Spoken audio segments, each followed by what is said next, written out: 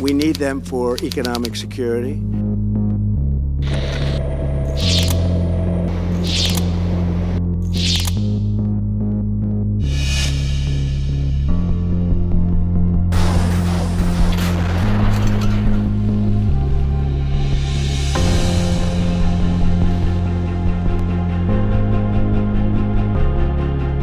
I don't think that's what Trump has in mind, however. Try to not demonize Putin, keep the door open.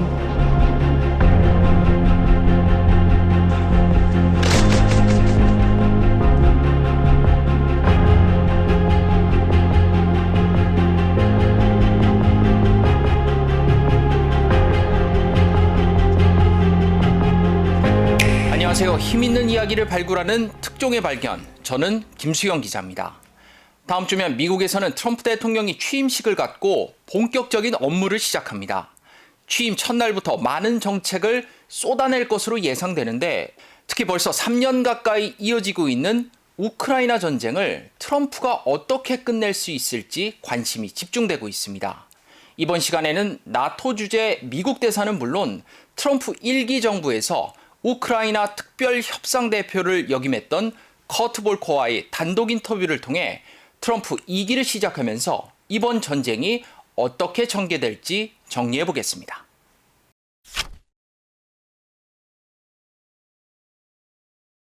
During his campaign, Trump pledged to end the war in Ukraine within 24 hours of taking office. Is this realistically achievable? No. The war will not be ended in 24 hours. And even the person designated to become President Trump's special representative for Ukraine recently said in an interview that he's setting a target of 100 days. And that is because Vladimir Putin wants to continue the war. He started this war. He is fighting this war. He believes that he can win this war. He wants to defeat Ukraine and take over the government and make Ukraine part of the Russian Empire. That's his goal, and he still thinks he can achieve it. So to convince him otherwise, to convince Putin that he can never achieve that goal, is going to require a show of strength, military support for Ukraine, sanctions against Russia, and a clear strategy about how we are going to block Putin. To convince Russia to stop the war, you need to have enough force on the table to convince them that it's not worth continuing the fight. So his advisor for Ukraine, General Kellogg, as well as Trump himself, have talked about continuing military aid to Ukraine in one form or another. I do think it's possible. And I think what Trump has in mind is a ceasefire in place. So nobody takes any more territory. You just stop the fighting where it is. And then Russia can claim to occupy this territory for the long term. No one's going to take it back militarily, but no one will recognize it as Russia's right to have this territory either. It'll be a de facto occupation, but not recognized. And in the meantime, everybody then works to strengthen Ukraine, the part of it that is still sovereign and independent. You strengthen that Ukraine as an independent, democratic European government, eventually part of the EU and part of NATO. And that will set the stage for Ukraine recovering its territory years and years down the road. I think that's what Trump has in mind, and I do think it is a realistic scenario.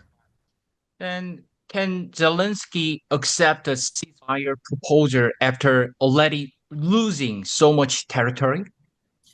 He has indicated in an interview with Sky News in December of last year that he understands that he cannot take back all of the territory that Russia has seized militarily. They don't have the military means to do that. So he's prepared to accept a disagreement. Russia occupies part of Ukraine. No one recognizes it as part of Russia, and yet they will pursue the return of that territory not by military means, but by diplomatic and political and other means. I think that is a realistic scenario, even for Ukraine.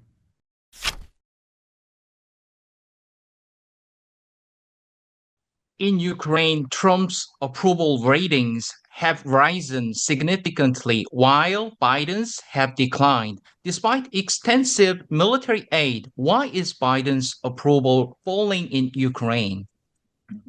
The Biden administration was seen in Ukraine as never providing enough support. They would provide some assistance, a great deal of assistance, really, but they would never say the goal was for Ukraine to win or for Russia to be defeated. They restricted the types of weapons that were provided over time. They restricted the use of the weapons, even of those that were provided. So there's a great deal of skepticism in Ukraine about the Biden administration because it just seemed to be a slow death, enough to survive, but not enough to win. Trump is completely different. And I think Ukrainians look at Trump as being decisive. So where there is a clear goal and a way of achieving that goal, I think Trump will actually do it. You know, Trump has shown an affinity for strongman. What is the actual nature of Trump's relationship with Putin? It's a good question because there's a lot that's discussed in the media and in opinion pieces about Trump having this affection for Putin. But the reality is very different in my view. I think that Trump's style is to avoid demonizing the people he has to negotiate with. He did the same thing with Russia. He lifted the arms embargo on Ukraine. He went after the Nord Stream 2 pipeline. He closed down the Russian consulate in San Francisco. He threw out a lot of Russian intelligence officers from New York and Washington. He had a number of tough policies toward Putin while trying to keep the door open to talking. And I think that's what he's going to do going forward as well. Try to not demonize Putin, keep the door open, but have a number of tough policies in place underneath that.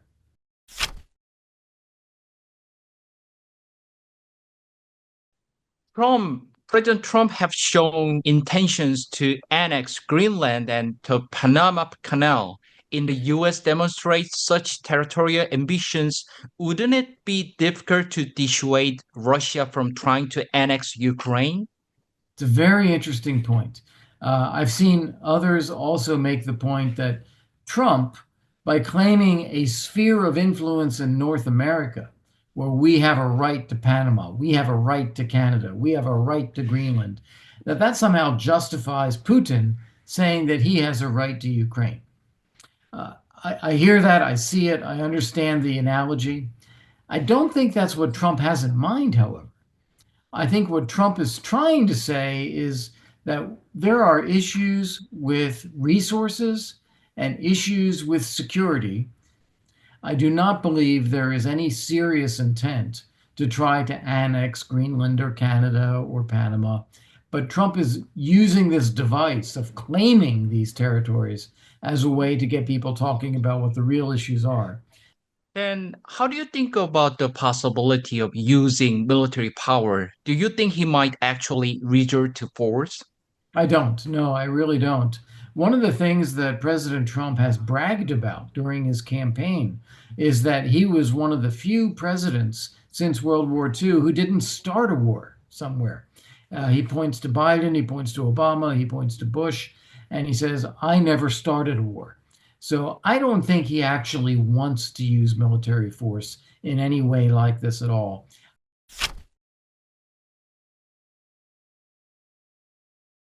Trump has called for NATO to spend 5% of GDP on defense, a significant increase from the 2% he proposed during his first term.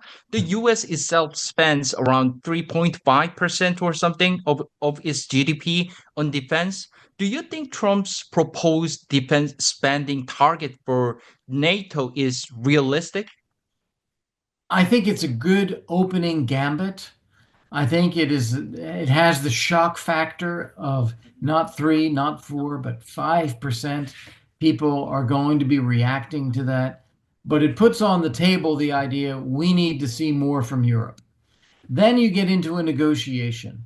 I don't think that 5% will be the outcome of such a negotiation. It will probably be 3, 3.5, something like that.